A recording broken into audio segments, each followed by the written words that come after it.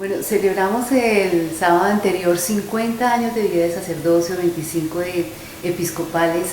¿Cómo ha sido este caminar? Usted manifestaba que se ha sentido plenamente feliz la entrega de su trabajo al Señor y a los demás. Sí, indudablemente que si yo miro hacia atrás, tengo que reconocer solamente la bondad y la misericordia del Señor para conmigo, que me eligió, me llamó, me consagró, me envió. Y realmente, aun cuando soy muy consciente de mis límites, soy muy consciente de mis pecados, sin embargo tengo que dar gracias al Señor porque han sido 50 años en los cuales he podido predicar el Evangelio, he podido acercarme a las comunidades, he podido servir a la iglesia. Y esto me hace inmensamente feliz. ¿Qué ha sido de pronto lo más difícil en este pastoreo? Bueno, yo pienso que siempre todas las cosas tienen su dificultad, pero a pesar de eso, con la ayuda del Señor, con la fuerza que Él nos da permanentemente, pues se pueden superar. Yo pienso que el acompañamiento de los sacerdotes es indudablemente lo más difícil para un obispo, porque uno quisiera poder estar siempre con los sacerdotes como un papá que acompaña a su hijo, guiándolos, acompañándolos, apoyándolos, y esto no siempre es fácil. El clero que usted dirige acá en la iglesia arquidiocesana manifestaba con gran alegría una cualidad suya que es la organización y la claridad en ese direccionamiento. Yo he tratado siempre de ser muy organizado realmente. Esa es como una cualidad enorme que el Señor me ha dado. A mí me gusta siempre que las cosas estén en orden, y un orden que sirva para el bien, que sirva, que esté al servicio de la institución. En este caso concreto, por ejemplo, yo he luchado tanto en Cúcuta como en Barranquilla, como aquí en Bogotá, para que tengamos un plan de evangelización, que seamos capaces de caminar en estos campos de la predicación del Evangelio, siguiendo unos criterios claros, teniendo también unos procesos definidos, de tal manera que se pueda verdaderamente avanzar juntos en este proceso de predicar el Evangelio. Esto ha sido una ventaja muy grande y yo me siento siempre muy satisfecho de los logros que se alcanzan en este campo. Y de pronto de llegar a las periferias, de llegar a aquellos que necesitan una voz de esperanza. Yo tuve un episodio, o más que episodio, todo 11 años de mi vida muy importantes en Ibagué como sacerdote, que fue cuando fui párroco del Inmaculado Corazón de María. En ese momento eran 17 barrios de invasión y más de 28 veredas. Eso me llevó a conocer muy de cerca lo que es la periferia, lo que es la pobreza, lo que es el desplazamiento, lo que es el desempleo, lo que es el aislamiento de los campos, de las zonas rurales, lo que es toda la problemática que el país vive de mil maneras en todas partes. Y realmente eso para mí fue una cosa maravillosa porque me abrió los ojos, me hizo sensible frente a todas esas realidades, hizo que dedicara con todo cariño mi atención y mi cuidado a todas y cada una de estas situaciones. Eso marcó mi vida, de tal manera que siempre, a partir de ese momento, siempre he tenido un gran cuidado con todo lo que es periférico. ¿Se siente feliz ser tan cercano a los feligreses? Yo creo que sí, esa es una de las cosas que pueden llenar el corazón de alegría, ¿no? Papa Francisco habla de olor a oveja. Yo creo que lo tengo. Eminencia, hablemos un poquito muy rápido de su niñez. Por ejemplo, ¿en qué momento fue en la adolescencia cuando sintió ese llamado a nuestro Señor? Yo siempre he dicho cuando me hacen esta pregunta que yo nací cura, porque a los 6 años yo ya quería ser sacerdote.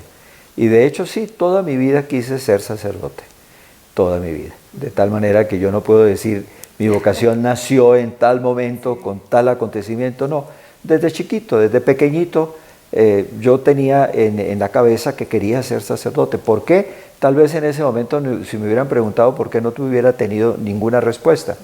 Pero hoy en día comprendo que indudablemente quise ser sacerdote porque quería de verdad servir al Señor sirviendo a los hermanos. ¿Y qué le decían sus padres, sus hermanos? A todos felices. En mi casa se respiraba un aire de fe muy fuerte, muy fuerte.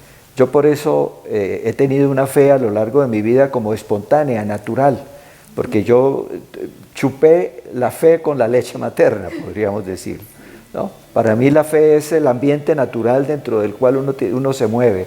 Por lo tanto, la fe es como el agua en la cual se mueve un pez. No tengo ninguna dificultad porque todo lo que es la revelación de Dios como Padre, de su Hijo Jesucristo como nuestro Redentor, de la fuerza del Espíritu vivificante, de la Iglesia como familia, como comunidad, todo eso para mí son realidades absolutamente vividas, internalizadas absolutamente, de tal manera que nunca me producen ninguna dificultad. Por el contrario, cada día me entusiasman más, me enamoran más, me hacen tener más fuerza para proclamarlo. En este siglo de tanto ruido, de un mundo digital, ¿qué se le podría decir, por ejemplo, a los jóvenes que están pensando en una carrera vocacional, en una entrega vocacional? Hoy en día es mucho más difícil escuchar la voz del Señor, como tú decías, el ruido que tenemos es enorme. Y para escuchar la voz se necesita silencio, y es el silencio fundamental de la oración, del ser capaces de acallar un poco todos nuestros sentidos, todo ese ruido interior, no solamente el ruido exterior, para poder escuchar al Señor que llama. Y el Señor llama siempre y permanentemente, no solamente a ser sacerdote, sino también a ser su discípulo y también a ser un auténtico ser humano. De tal manera que yo creo que la actitud fundamental del hombre, del ser humano, tiene que ser la de escuchar, el llamamiento, la vocación que el Señor permanentemente le propone. Usted también tiene a su cargo algunas responsabilidades en el Vaticano. ¿Cómo hace para manejar todo esto, de distribuir su tiempo? A Dios gracias. Usted me preguntaba hace un rato de que yo era ordenado y organizado. Yo creo que a Dios gracias logro organizar el tiempo de tal manera que pueda viajar a Roma todas las veces que sea necesario, sin descuidar mis responsabilidades con el CELAM a nivel latinoamericano, sin descuidar mis responsabilidades con la Conferencia Episcopal de Colombia y muchísimo menos sin descuidar las responsabilidades que tengo en la Arquidiócesis de Bogotá. Yo tengo muy buenas ayudas en todos los campos, ¿no? A nivel de la Arquidiócesis tengo excelentes ayudas, a nivel del CELAM lo mismo, y en los dicasterios la presencia es un poquito más puntual, pero también es una presencia muy importante, que me alegra muchísimo poder servir a la Iglesia Universal también en estos campos concretos. Por eso ahora estamos felices, porque cumplimos ese sueño, cumplimos ese anhelo inmenso que teníamos de que el Papa nos visitara. La visita del Papa Francisco se coloca después de la de Juan Pablo II y después de la del Papa Pablo VI, pero indudablemente que la del Papa Francisco va a tener una connotación especial. Él es latinoamericano como nosotros, él habla castellano como nosotros, él conoce muy a fondo lo que es el alma latinoamericana y por lo tanto va a haber una empatía especial con el Papa en su visita. Lo primero que hicimos fue reunirnos para compartir primero que todo la alegría que sentíamos todos de que el Santo Padre hubiera elegido una de nuestras ciudades, Bogotá, Villavicencio, Medellín, Cartagena, sí, y también empezar a preparar juntos todo lo que implica la visita del Papa. Hay una disponibilidad inmensa de parte de todos los obispos, hay una alegría enorme y yo estoy seguro de que esa visita del Santo Padre va a ser un momento de gracia, va a ser un momento de salvación para el país. En lo eclesial encuentra una Colombia fuerte en la fe, a pesar de que en los últimos años hemos tenido que asistir, por una parte, al fenómeno de la secularización creciente que ha llevado a un alejamiento de parte de muchas personas respecto de Dios y de la fe, y por otra parte la arremetida de una serie de confesiones religiosas no católicas. Sin embargo, yo considero que el país es fundamentalmente católico todavía y que por lo tanto una visita del Santo Padre nos va a fortalecer a todos en nuestra realidad de creyentes, en nuestra realidad de iglesia. Por eso lo esperamos con tanta ilusión. Y desde el punto de vista social, indudablemente que Colombia vive momentos muy importantes, decisivos para su historia.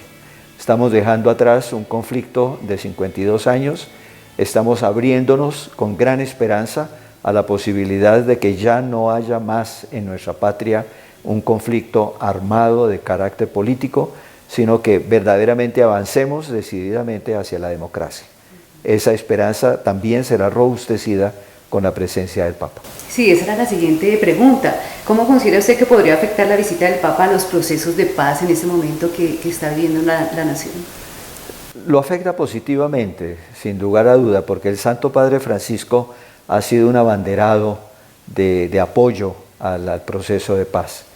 Él sabía con toda claridad, porque hemos tenido varios diálogos, él sabía perfectamente cómo la Iglesia en Colombia anhelaba una solución dialogada al conflicto.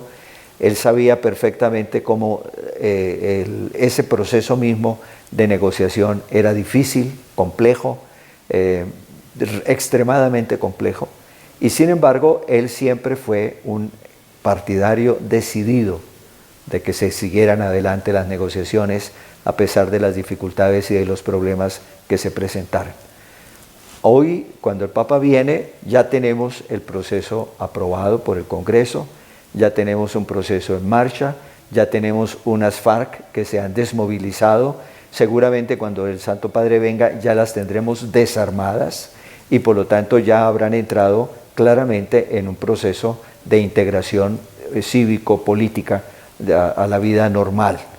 Y por lo tanto vamos a tener ya un ambiente diferente en el país. Esto indudablemente que fortalecerá todo ese proceso que va hacia el que las FARC dejen de ser una guerrilla armada para ser un partido político que participa libremente y democráticamente en las lides políticas. Con el ELN la situación es todavía mucho más confusa, pero yo espero que de aquí a 6 meses, que es la venida del Papa, podamos tener un poquito más de luz y más de esperanza. Y espero que también la venida del Papa nos ayude a fortalecer lo que esté ya en marcha en el proceso. ¿Será de pronto un momento de sellar, de sellar cosas y de arrancar cosas nuevas para Colombia? El lema de la visita es demos el primer paso.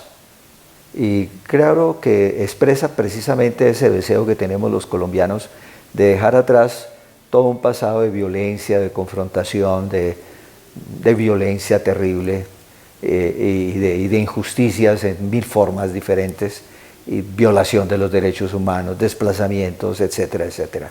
Y empezar a construir juntos un país mucho más justo, más equitativo, un país más fraterno, más solidario, un país que pueda verdaderamente ofrecer la paz a todos sus ciudadanos.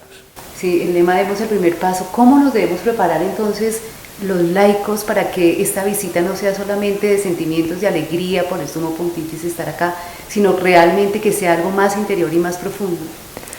El problema es el corazón de las personas, ¿no es cierto? Nosotros tenemos que preparar el corazón.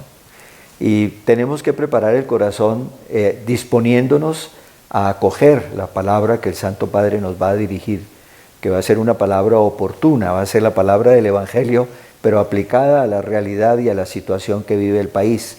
Y por lo tanto, de esa actitud de apertura, de escucha, deben hacer también una actitud de docilidad para poner en práctica lo que el Santo Padre nos va a indicar como caminos de justicia y de paz.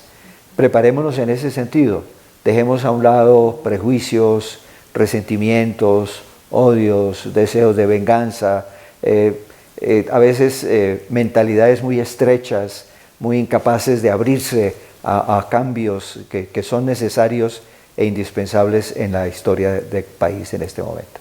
Desarmar los corazones y empezar por la paz en casa. Exactamente. Uno de los problemas graves es que la paz no es solamente el que las FARC dejen la lucha armada, la paz se construye a partir del corazón de cada una de las personas y especialísimamente a partir de la familia, como lugar en el cual se viven todos los días las relaciones entre los seres humanos. ¿Qué impacto cree usted que tendrá esta visita del Sumo Pontífice ya para América Latina? El Papa Francisco perteneció al CELAM en algún momento y el discurso que el Papa dirigió al CELAM en Río de Janeiro, que fue uno de los primeros discursos después de su elección, tuvo una enorme importancia para nosotros como CELAM. Yo estoy muy ilusionado también con el encuentro que vamos a tener como CELAM con el Papa aquí en Bogotá. Lo que el Papa nos diga en ese momento va a ser decisivo para el futuro del CELAM. Precisamente cuando ahora estamos celebrando una asamblea plenaria del CELAM en mayo, y que es una asamblea en la cual a los 10 años de Aparecida y a los 20 años del Sínodo de América quiere como pensar de nuevo la misión del CELAM y la forma, el papel concreto que debe tener el CELAM en la vida de la Iglesia. Entonces las palabras que el Papa nos dirija, indudablemente que van a ser una luz muy interesante en este proceso. ¿Qué viene ahora para Rubén Salazar? Lo que el Señor quiera. No tengo ni idea, yo no tengo ningún proyecto personal. No tengo ningún proyecto personal, todo solamente lo que el Señor quiera de mí. El Señor quiera. Gracias, Eminencia, por su tiempo. Bueno, gracias a ustedes, muy amable.